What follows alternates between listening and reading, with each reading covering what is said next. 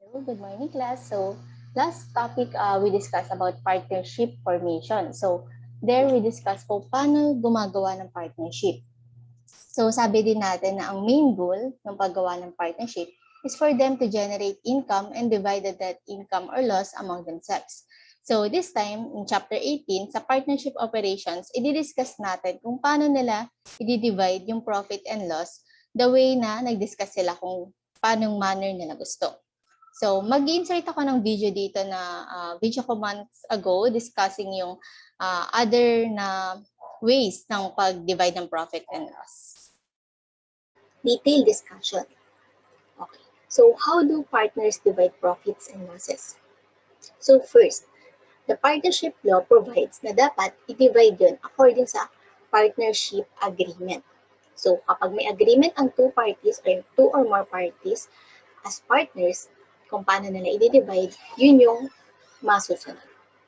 Pero kapag wala silang napag-usapan, if no agreement is made, kailangan nilang i-divide between their original capital contributions. Original, let's say, si partner A nag-contribute ng 50,000, si partner B nag-contribute ng 50,000. So, 50-50 sila kasi yun yung original capital contributions nila. Okay, next. Kapag napag-usapan lang sa agreement is to divide the profits only and hindi nila napag-discussan kung paano na i-divide yung mga losses, kailangan i-divide nila yung losses based sa kung paano nila hinahati yung profits. So, let's say, si partner A and partner B nag-agree na si partner A ay magkakaroon ng 60% ng profit and si partner B ay 40%. Kapag nagkataon na nagkaroon sila ng loss, ang magiging distribution nila is 60-40 din. Pero, kapag napag-usapan lang nila is kung paano nila i-divide yung losses, they should divide it according to their original capital contributions. Okay? Next. So, paano ba yung iba pang possible ways of dividing? So, first, they can divide it equally. Like, napag-usapan nila na, okay, half tayo. Ganun, kung ano man yung mangyari, equally divided. Next, unequal or arbitrary ratio. Ito naman tinatawag natin na parang 60-40, 70-30, depende sa napag-agreehan nila. Or kunyari kung 5 sila, 20-20 sila lahat, ganun. Or merong 25-20, ganun. Depende sa agreement. Next, ratio of capital balances. Pwede namang base sa mga capital balances. So, may 4 na types. Pwedeng base sa original. Yung original is kung magkano yung initial investment nila. Kunyari nag-invest sila ng tig 20, ganun nila hatiin. I-ratio mo. Then, B, beginning capital balances. So, ito naman is kung magkano yung beginning of the year. Kunyari, this 2020, nagsimula sila ng tig 10K, 10K, 10K. Ganun din nila hatiin yung ratio nila. So, divided by 3 na equally. Then, ending capital, then average capital. So, yung average capital, we'll discuss later kung paano natin kukumpitin yung ratio kapag average. Then, meron ding allowing interest on capital balances or salaries to partners and dividing the remaining income. So, ito naman, for example, napag-usapan nila na si partner A, B, and C, kasi partner C is merong salary na 10,000 per month. So, kunyari nagkaroon sila ng net income na 60,000, is yung 10,000 ibibigay na muna kay partner C, so 50,000 na lang hatiin, then i-divide na nila kay partner A and B yung remaining income. Meron ding bonus to managing partner, so pwede rin nagkakaroon sila sa agreement nila na, okay, yung managing partner is magkakaroon ng bonus, then the rest is nadi-divide sa kanila. Right? So, let's try it naman sa actual problem natin. Okay. Assume that on January 1, 2019, Q and K form a partnership with an investment of 50,000 by Q and 30,000 by K. On December 31, 2020, after nila i-close, nagkaroon sila ng net income na 60,000, representing profit for the year 2020. Presented below as well yung naging changes sa capital nila. So, from the beginning up to the ending. So, the question is, let us prepare the journal entry to record the division of net income under the following independent cases. So first, itry daw natin na equally sila, na as if yung agreement nila is to divide the net income, which is 60,000, to divide the 60,000 equally. Next is to divide based on the arbitration ratio of 60% and 40%. Then next is to try to divide based on the original capital contribution, beginning capital, ending capital, and average capital. So, okay, get your pens and calculators. Let's try to divide how much will Q and K get from the net income of 60,000. Okay, first independent scenario, the partnership is to divide profits and losses equally. So, ito, very basic. You need to divide lang sa kanilang dalawa since two partners lang naman and 60,000 yung net income natin. So, when we divide it to partner Q and partner K, they will both get 30,000. So, how to record it? So, we need to debit income summary, 30,000, then Q drawing, 30,000. Same with K, ganun din gagawin natin. Okay. Clear po ba sa inyo to? Okay. Let's proceed on the second scenario. The second scenario is meron namang arbitrary ratio or agreed ratio na 60% to Q and 40% to K. Okay. So, ito naman, kailangan lang nating i-divide yung net income na 60,000 based sa arbitration ratio. So, 60,000 times 60% ratio equals 36,000. Okay. To K, 60,000 times 40% ratio equals 24,000. Then, we record the journal entries as debit income summary and credit drawing. Same with K as to the amount of computed share in net income. So, ayan, very basic na. Kaya niya yan. Okay, next. Next naman, they will divide the net income of 60,000 based on the ratio of original capital contribution. So, going back on the example earlier or the problem, how much is the original capital? So, according sa natin kanina, sa problem natin is, ang original capital ni Q ay 50,000 and ang original capital na invested ni K is 30,000. Okay. So, with that, yung total original capital na combined nila is 80,000. Kailangan lang natin i-ratio yung capital ni Q dun sa total original capital to get yung share niya or yung ratio niya. Kasi i-multiply natin sa net income para makuha yung share in net income. So, 50,000 divided by the 80,000 total original capital combined for Q and K times the net income of 60,000 na dinidivide nila equals 37,500. Okay. Clear? Okay. So, same lang din yung journal entry. When we record the net income share of the partner, debit income summary 37,500 and credit the drawing account of the partner. Okay. So, for K naman is magkano yung original capital niya in-invest? 30,000 divided by the total original capital of 80,000 multiplied by the net income. Then record the journal entries of debit income summary and credit to the drawing account. Next scenario.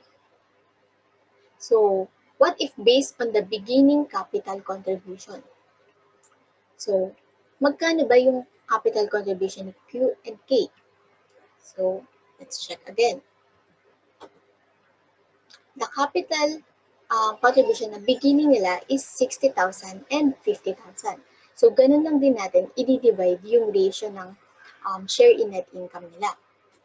Okay, balikan natin sila. Okay, beginning capital, 60 tsaka 50,000. So, yung total beginning capital is 110,000. So, same kanina, kailangan lang natin makuha yung share ni Q. So, 60,000 yung beginning capital niya over total para makuha mo yung ratio kung magkano ba yung share niya times yung net income. So 60,000 divided by 110,000 times 60,000 equals 32,727. Okay, so we should record the share in net income as debit in income summary and credit to the drawing account. So same with K naman, kailangan natin makuha ang beginning capital niya is 50,000 divided by the total beginning capital of 110,000.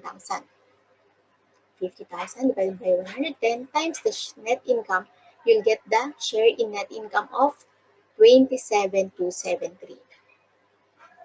So, debit income summary, credit, drawing account. Very good. Okay. Ready for the next scenario? So, ending capital. So, as seen kanina, ang ending capital ni Q ay 94,000. And ang ending capital ni K ay 73,000. So, pag pinag-add natin, ang total combined ending capital nila is 167,000. So, we need to get the ratio of ending capital, 94,000, divided by the total ending capital of 167,000, multiplied by the net income of 60,000. Then we'll get the result of the share in net income amounting to 33,772. Okay, so we should record it as debit and income summary and credit drawing account. Okay. So for K naman, magkano ba yung ending capital niya? 73,000 divided by the total ending capital of both Q and K, 167,000 multiplied by the net income na pinaghahatian nila equals 26,228. Correct. Okay. So, debit income summary, credit K drawing account.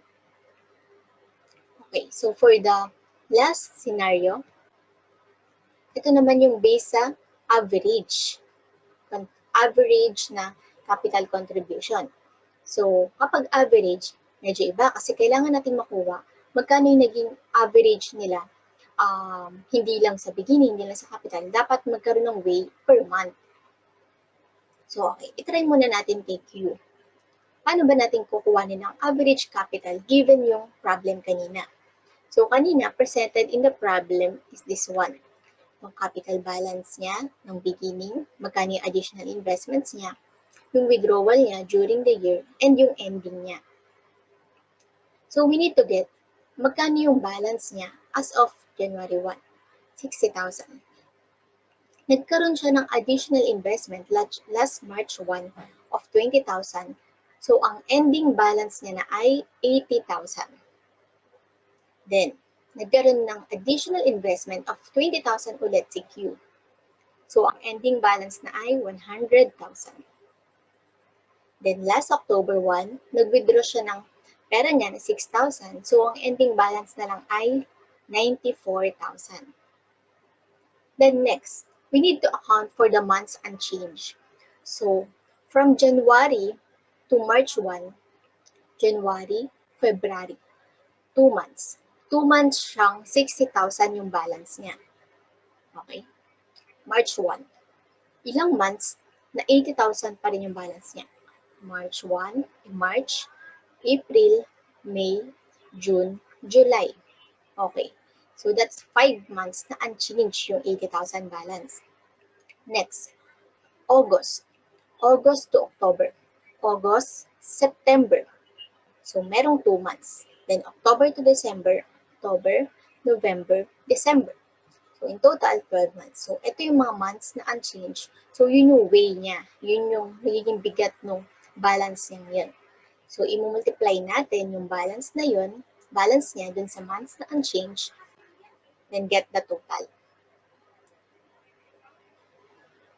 Okay. After getting the total, after multiplying the balance to the months unchanged, get the total amount of all the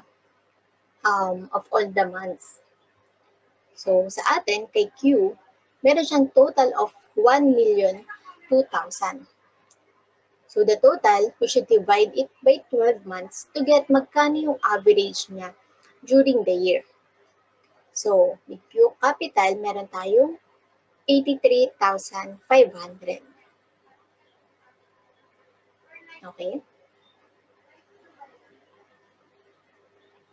Nakakasunod ba tayo? Okay. So, itry natin. Kay K naman. For sure, kayang-kaya nyo lang itry. Sige. Ito. So, si K. Si K naman, ito yung mga capital balances niya na pinresent kanina sa sample problem. So, beginning niya is 50,000. Nagkaroon ng additional investment. Nag-withdraw, and ending capital. So, we need to check again. Magkano yung balance niya ng January 1? 50,000. Then, nagkaroon ng additional investment last March 1 ng 30,000. So, 50 plus 30,000 equals 80,000. Yun yung balance niya ng March 1. Then, come October 1, nag-withdraw si K ng 5,000. So, ang balance na niya ay 75,000. Next, November 1, nag-withdraw si K ng 2,000. So, ang total balance na niya is 73,000. Okay, so ito na. Kukuhanin ulit natin magkano yung months unchanged yung balance niya. So, from January 1 to March 1, January, February, 2 months. 2 months na unchanged yung 50,000. Tama? So, 80,000 naman. From March 1 to October 1. March, April, May, June, July, August, September. 7 months. 7 months unchanged. Next, October 1 to November 1. 1 month lang. October 1 to October 31. Then, November 1 to December 31. November, December. 2 months na unchanged. Total of 12 months. Then, we will multiply again the balance with the months unchanged. 50,000 times 2,000 equals 100,000 and so on. Okay. Sige, let's check. Yung total naman, 881, magkano kaya yung average naman niya? So, we need to divide it by 12 months. So, ang total average ni K is 73,417. So, ayun. Nakuha pa lang natin is magkano yung average capital nila. So, syempre, anong next? After natin makuha yung kaninang mga average capital nila, kailangan natin makuha yung total average capital naman nila na 156,917. So, based on the ratio of average capital contribution, ito total naman natin yung na-complete natin kay Q divided by the combined or the total multiplied by the net income. So, yung total nun is 83,500 divided by 156,917 multiplied by 60,000 is 31,928. So, we need to record it as debit income summary and credit to the drawing account. Okay. For K naman, magkano ba yung average capital natin na compute? 73,417 divided by the total multiplied to the net income. Then, ang share naman ni K is 28,072 pesos based sa average capital nila. So, income summary, 28,072, then drawing account. Yun, clear ba sa atin? Okay. So, ayan, that's all for today. Nandito na ako ulit. So, tutuloy natin. So, dun sa video yun, diniscuss ko yung ways na tulad nung equal na distribution, arbitrary, yung mga ratio, like 3:1, 50:50, gano'n. Then, yung based on capital balances. So, meron doon ng iba't ibang capital balances, yung original capital contribution, ending, average. So, this time, i-discuss natin yung iba pang distribution ng profit and loss. Minsan kasi nagbibigay sila ng interest on capital balances, then salaries to partners, and bonus. So dito natin i-discuss yung remaining topics. Okay, so interest on capital balances.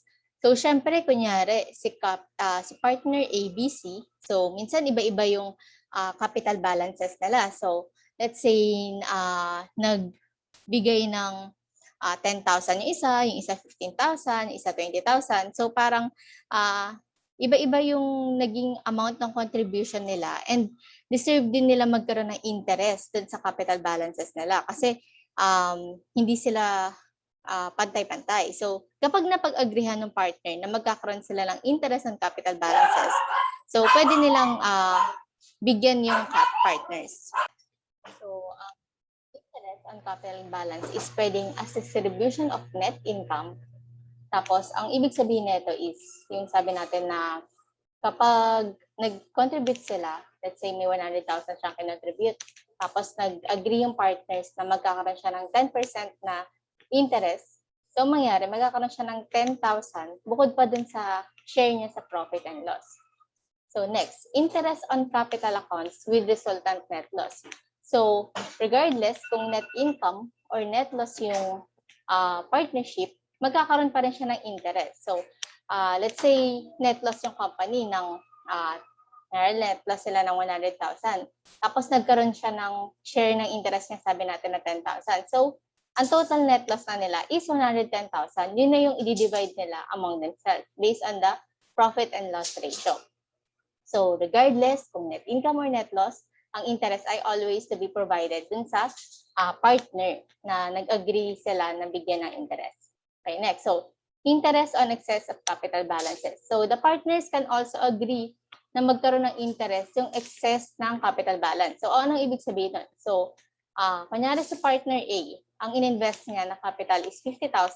Si partner B, ang ininvest niya is 70,000. So merong excess si partner B na 20,000 over partner A. So yung 20,000 na yun can be provided ng interest ng certain rate. So let's say 10% yung in-agree nila kay partner B. So bibigyan siya sa excess of capital balance. Next is interest on temporary advances or loans. So kapag nagkaroon ng, di ba sabi natin pwedeng magkaroon ng loans na binigay si partner sa partnership na pera as treatment natin is loan, pwede natin yung bigyan ng interest. So, ito yung mga sample problem. Share screen ko yung Excel file. Okay, so, illustration. Okay. So, assume that X and Y agree to allow interest on average capital at 6%.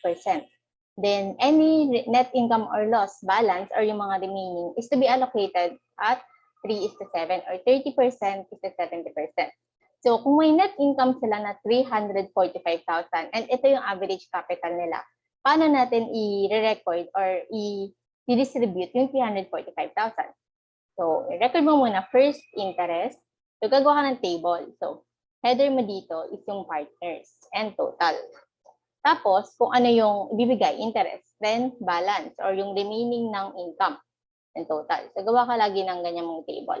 So, ang sabi, magkakaroon ng interest na 6%. So, 6% ng 580 para kay X, 6% ng capital niya, then 645,000 times 6% para kay Y. So, ang total na distribution ng interest is 73,500.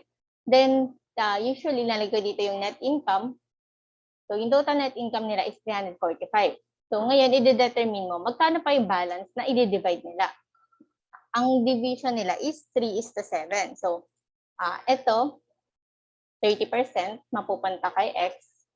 Then, 70% mapupunta kay Y. So, ang total na sharing nila will be 116,250 kay X and 228,750 kay Y. Okay, so ang recording natin nun is debit income summary and credit X drawing and Y drawing. 345.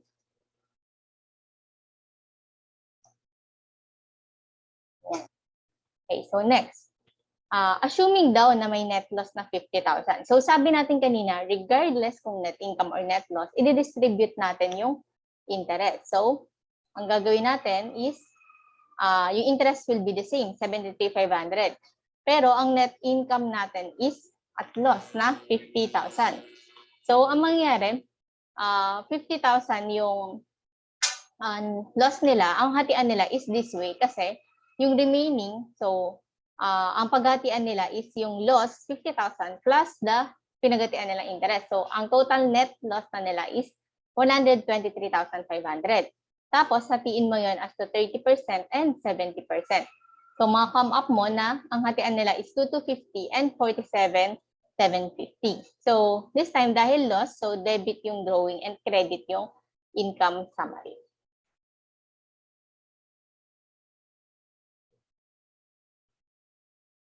Okay, so next. Assume that X and Y agree to allow interest on excess of capital balance at 6%. Any income or loss balance is to be allocated 1:2.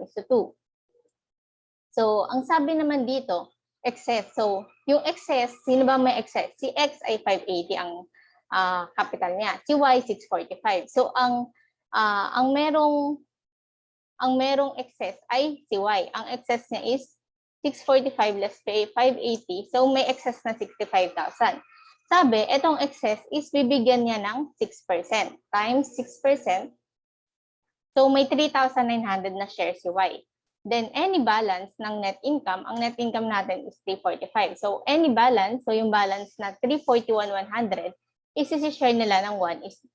So, pag sinare mo yun, 340 times 1 divided by 3. Kasi 1:2, so 1/3 yung sa kanya, 2/3 yung dito. Times 2/3. Yan. So, ganyan yung magiging sharing ng net income nila. Okay, so, balik natin dun sa ating PowerPoint. Okay.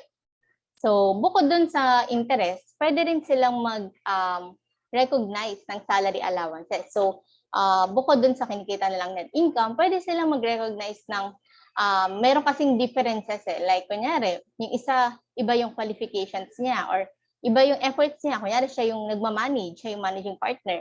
Kasi minsan, kunyari sa partnership, hindi naman kayo pantay-pantay ng effort na nagbibigay.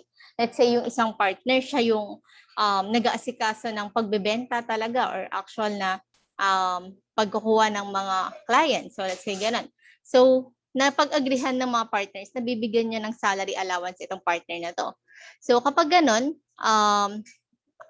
tulad ng interest, binibigay siya kahit net loss kayo. Kasi napag-usapan niyo na bibigyan niya ng salary yung partner. So, example, assume that X and Y agree to allowance of monthly salaries of 10,000 and 9,000. So, parehas silang may monthly salary, si X and Y. Pero, mas mababa lang yung kay Y ng 1,000. Tapos, any net income will be allocated in the ratio of beginning capital nila na 300,000 and 420,000. Kung ang total net income is 288,000 before recognition of salaries, magkano yung hatian nila? Okay, so share screen ko yung Excel. Okay, so ito yung sinabi ko kanina. So ngayon, kailangan ulit natin gumawa ng ating table. Copy-paste ko na lang. Okay.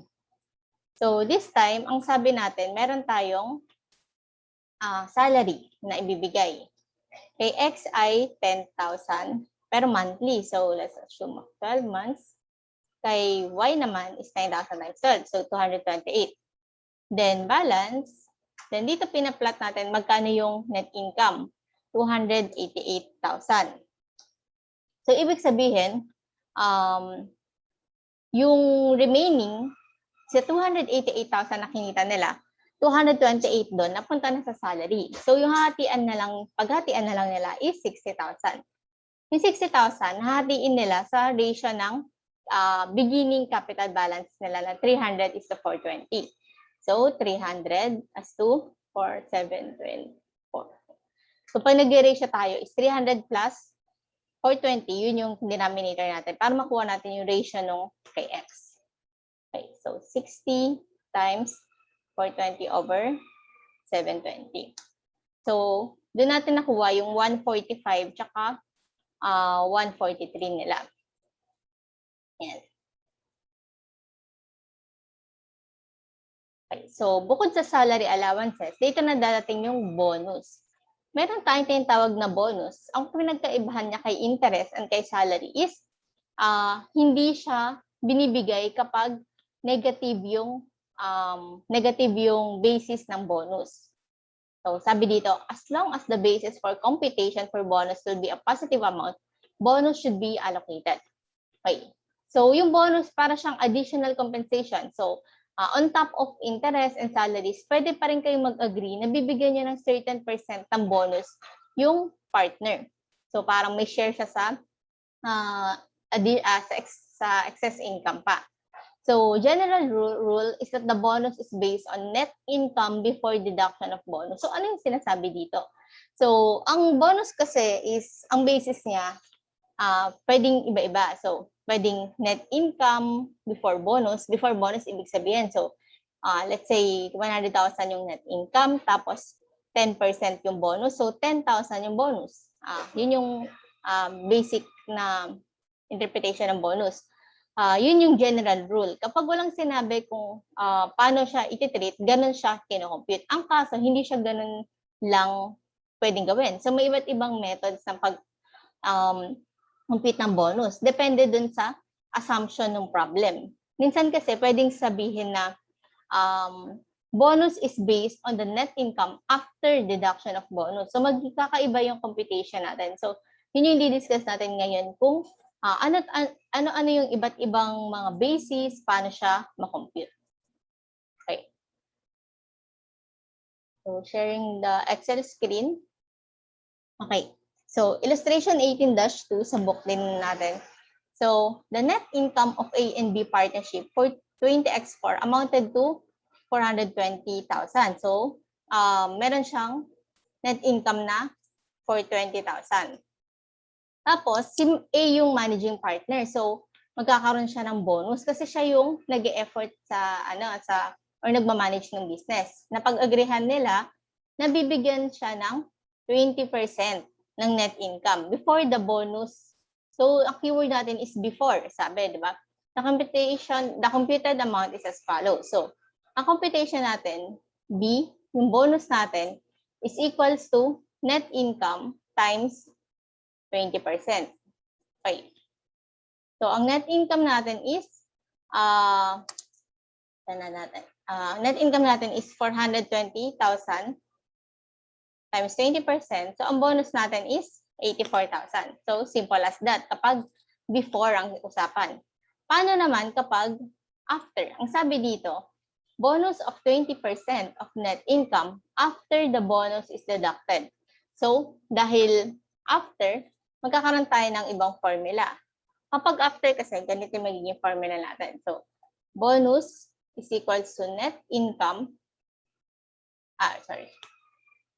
Bonus is equals to 20% of net income after bonus. So, less bonus. So, ganito yung formula natin.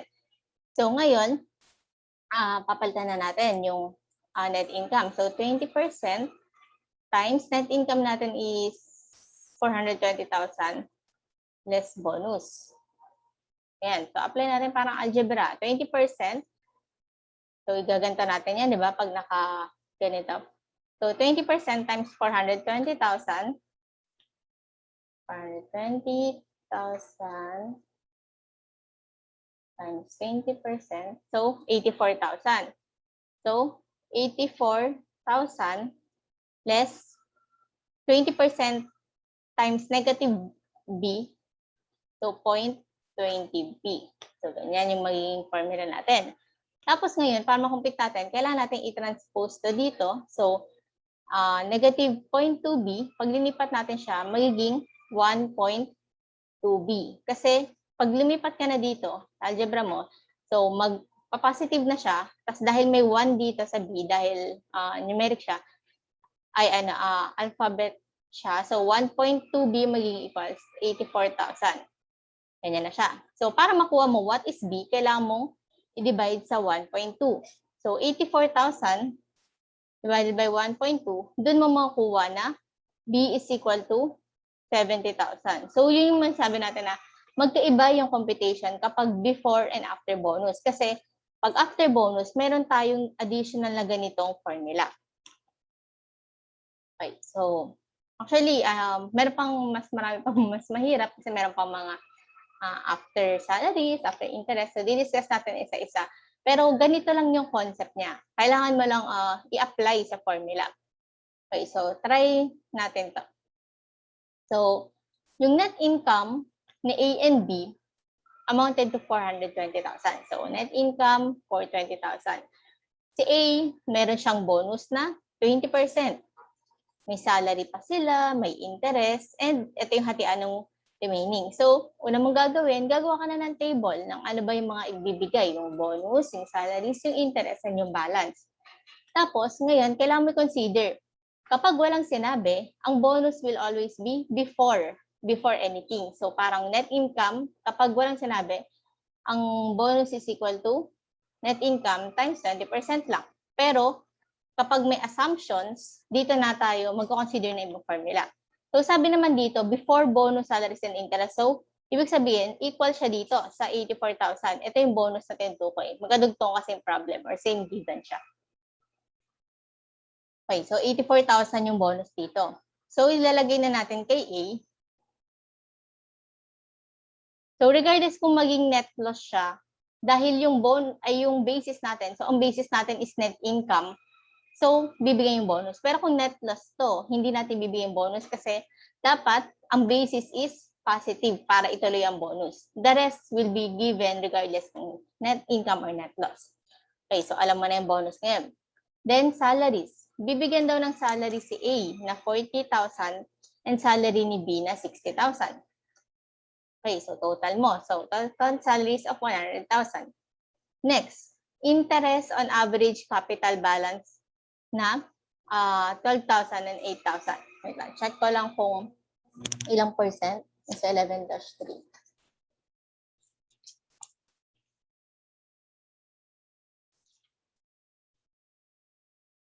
Hindi ko ata nasulat.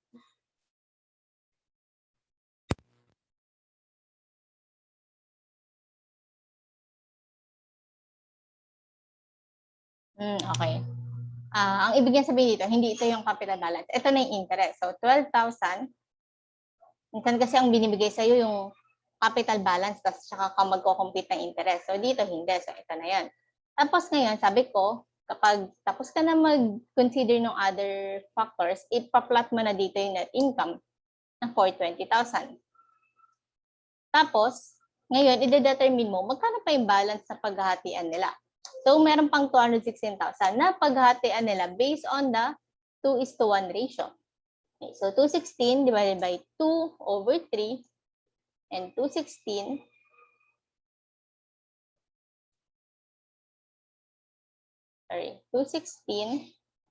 times 2 over 3, 216 times 1 over 3. Okay, so ganyan yung hatian nila ng balance. So, ang total na sharing nila is 280,000 and 140,000. So, ganyan siya kinocompute. Kasi before bonus yung niya. Before bonus, salaries and interest. Number 2, paano naman kung after bonus but before salaries and interest? So, ito, same scenario to dito. Sa letter B natin dito na after the bonus. After the bonus. Pero before nito. Ang tino-consider mo lang kasi sa formula is yung mga after. So, after bonus. So, ang bonus natin, yung na-compute natin kanina is 70,000 kay A. Tapos, ang ating salary, tulad dito, tsaka interest. So, lagay ko na. Copy ko na ito para tayo mahirapan. Okay. So, yun na yung salary, same naman ang interest. Yung balance is mag-iiba kasi magkaiba yung matitira dahil mas maliit yung bonus na inallocate. So, 230,000 yung matitirang for distribution nila. Tapos, i-distribute nila yon ng 2:1 ratio. So, check natin, 275. So, yan. So, magiging ganito yung hatian nila. Next problem, paano kapag ito medyo mas mahirap na? After bonus and salaries but before interest. So, take note, kapag isipin mo yung formula, lagi mo lang mabasahin ano yung mga after. Yun yung pinaka-technique dyan. So, pag nag-compute ka, bonus is equals to ilang percent daw? 20%. So, sulat mo yung percent. 20% times net income after bonus, after salary. So, ganyan mo siya kakumpitin. So, lahat ng mga before, hindi mo ilalagay sa formula. Okay. Next. Bonus is equal to 20% times net income of 420,000 less bonus, less salary. Ang salaries natin is 100,000. Same yan dito mamaya. Yan. So, ngayon, pwedeng i-multiply mo na or i-deduct mo muna. So, yung 20%, 420 less 100, 320K, less bonus. So, ngayon, pwede mo nang i-multiply yung tulad sa kanina, 320 times 20%. So, 320,000 times 0.2, 64,000. So, B is equals to 64,000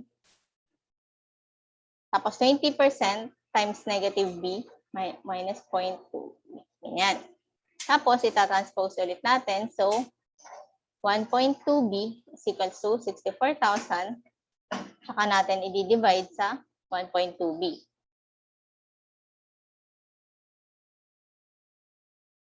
Okay. So, 64,000 divided by 1.2. Sorry, 1.2 lang pala. So, ang ating B or bonus is equals to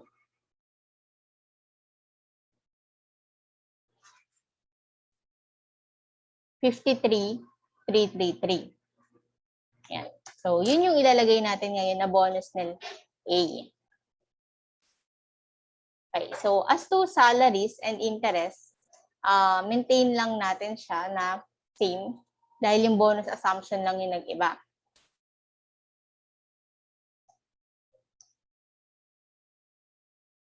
So, lagay natin dito yung net income nila. Ayan. So, yan yung magiging hatian nila for number 3 scenario. Okay, number 4. Ang sabi naman dito, ayan, kinuha niya na space. Number 4, ang sabi naman dito, net income, ang bonus. So, laging same-same yung salaries interest dito sa problem na to. Ang ina-assume natin is yung bonus, iba-iba yung basis niya. Ang basis naman ngayon is after bonus, salaries, interest. So, ganito mo siya isusulat. Lahat ng after, di ba sabi natin, is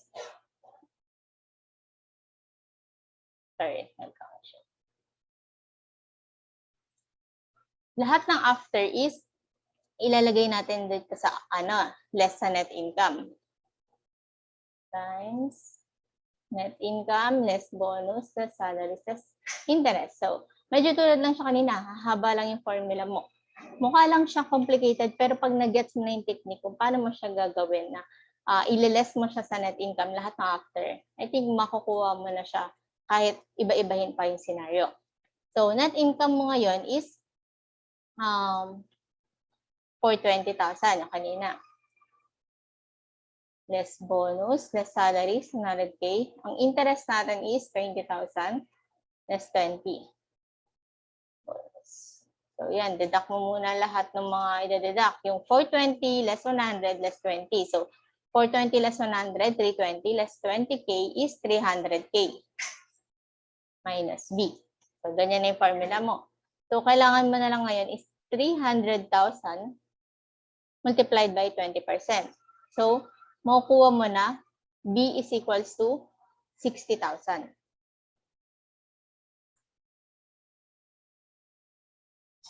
Less 0.2B. Kapag minultiply mo yung 20% sa negative B, then transpose mo ulit, 1.2B equals to 60,000. I-divide mo sa 1.2 para ma-cancel out mo yung 1.2. So, B is equals to by 1.2, 50,000. So, ang bonus mo ngayon is 50,000 for number 4. Okay, so yun na yung ipa-plot mo dito. Tapos, copy natin ito ulit lahat.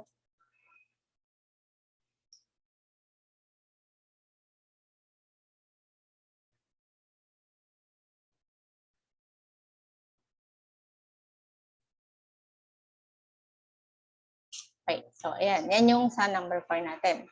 Okay, so last naman is kapag net income after salary. So alam mo na ngayon na yung after lang yung titignan mo dyan. So B is equals to 20% multiplied by net income after salary. So ito lang yung formula mo. So B is equals to 12% multiplied by 420K less salaries of 100K.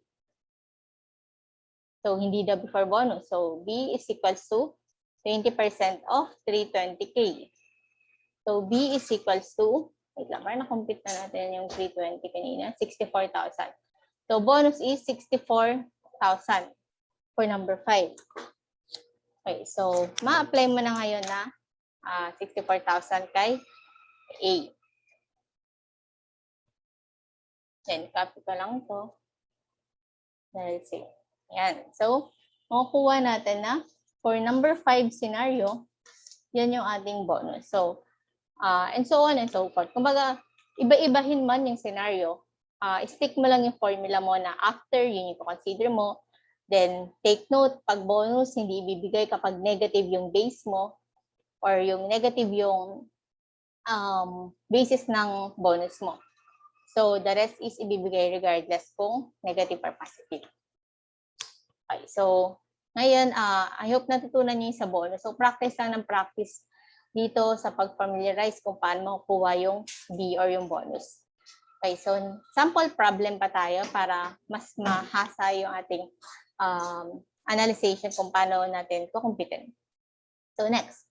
Partners A and B have a profit and loss agreement with the following provision. Okay, so salaries. So, gagawin na natin ulit yung table. Para hindi ka ma-confuse, lagay mo na agad salaries, sino si partner, total. Tapos sabi niya may salary na 30,000, 45,000. May bonus din siya, kay A, 12% of net income, susulat na rin natin. Ang bonus daw ay 12% of net income after salaries and bonus. So, yan yung formula. So, lagay na lang natin mamaya yung bonus niya. Tapos, interest, bibigay din siya ng interest ng capital balance. 50% ay 50,000 times 10% daw yung interest. Tapos, kay B naman, 65,000 yung capital niya times 12%. Ay, times 10%. Okay.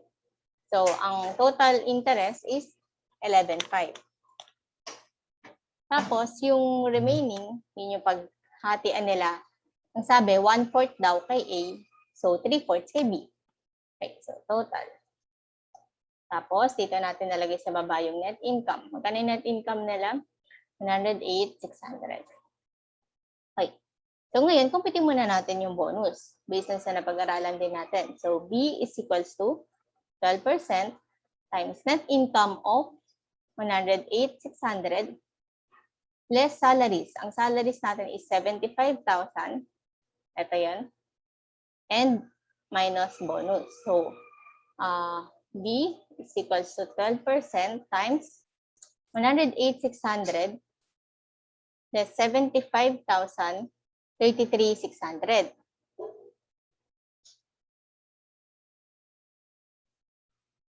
Less point, hindi pa pala siya na ganun. Ano pa lang, pinag-less pa lang. So, B is equals to 33,600 times 0.12, 4,032. So, yan, yung minultiply natin. So, 4,032 less 0.12B.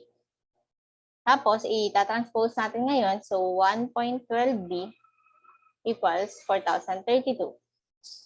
Tapos, i-divide mo sa 1.12B, ay sa 1.12 para makancel yung B. So, 4,032 divided by 1.12 equals 36. So, nakuha mo na ngayon na ang bonus ay amounting to 36. Yan. So, dapat itry mo rin yan ngayon para ma-familiar mo kung nagamay mo na ba paano kumpitin yung bonus. So, if you need to post para matry mo muna mag-isa magsagot ng problem, do it para mas tumatak sa'yo. Kasi iba pa rin kapag ikaw yung mismong naka-experience na kaya mo na siya. So, Si partner, sino yung binigyan ng bonus? Si A. Okay, so ang remaining, so 108,600 less yung nabigay na, so may 18,500 pa. Ang sabi ni remaining daw is 1/4 daw kay A. So times 1/4. 3/4 kay B. So, ang tanong, magkano yung ma-allocate kay partner A? So, ang sagot natin is 43,225, letter A. Yan. Actually, nagawa ko na siya before. Mas pares lang, mag-ulit sila. Yan. So, practice lang ng practice. So, next. Problem 19. So, ito, si partner Arthur, Baxter, and Cartwright. So, si ABC na lang para madali. Si ABC, meron silang original capital balance of 60,000, 80,000, and 100,000. Sabi, each partner will be allocated interest equal to 10% of beginning capital. So, pinlat ko na si interest, yung capital, and total. Tapos, 10% daw nung original capital nila. So, 10% ng 60, 10% ng 80, and 10% ng 10,000. The next is meron daw salary si Baxter, si partner B, 20,000 per year. Tapos, meron pang remaining na 3:3:4 or 30%, 30%, and 40%. So, isa pa nga pala sa mga laging panggulo dyan, itong ganito, kailangan nyo i-check kung nag-i-equal ba siya sa 10 para before nyo gawing 30%, 30%, 40%, kasi kunyari, pwedeng maging 2:4. So, dapat pala hindi 20% and 40%. Dapat 2/6 yung computation mo. So, take note dun sa mga ganong trick sa problems. So, remaining, so 30%. Yan. So, tulad ng ginawa natin kanina. Ang tanong, kung may net income na 50,000, magkano na lang yung capital ni C? So, naturo natin na ang C capital, ang capital ay naapektuhan ng first, ng capital contribution. So, normal balance niya is credit, nadadagdagan siya ng share ng net income, and nababawasan ng withdrawal. Ang sabi kasi, meron ditong allowed withdrawal of 5,000 per year. So, I assume daw natin na withdraw yung maximum amount. So, ang total na C capital will be 107,400, letter D. Yan.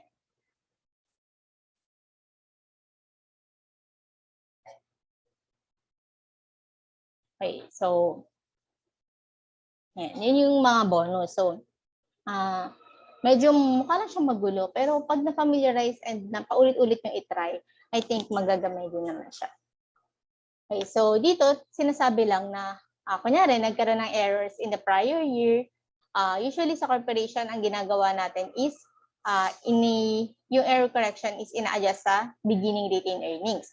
Pero for partnership, kapag nagkaroon ng mga prior period errors, ina-allocate siya sa capital accounts based on the profit and loss arrangement in effect in the period of the error. So, kunyari 2021 ngayon. Kunyari yung error nangyari noong 2019. Nakita lang natin noong 2021. Tapos, yung capital distribution nila, kunyari 50-50. Tapos ngayon, 60-40 na. Ang gagawin kapag magkakaroon ng corrections ng prior period error, kailangan i-correct natin siya using the P&L nila or profit and loss distribution nila na 50-50 kung kailan sila nagkamali noong 2019. So, yun lang yung gustong ipa-explain about the correction of partnership net income of prior period. Okay, so that's all for partnership operations. So, hope na natutunan kayo and ma-apply nyo pa sa mga next na activities natin. So, that's all. Thank you.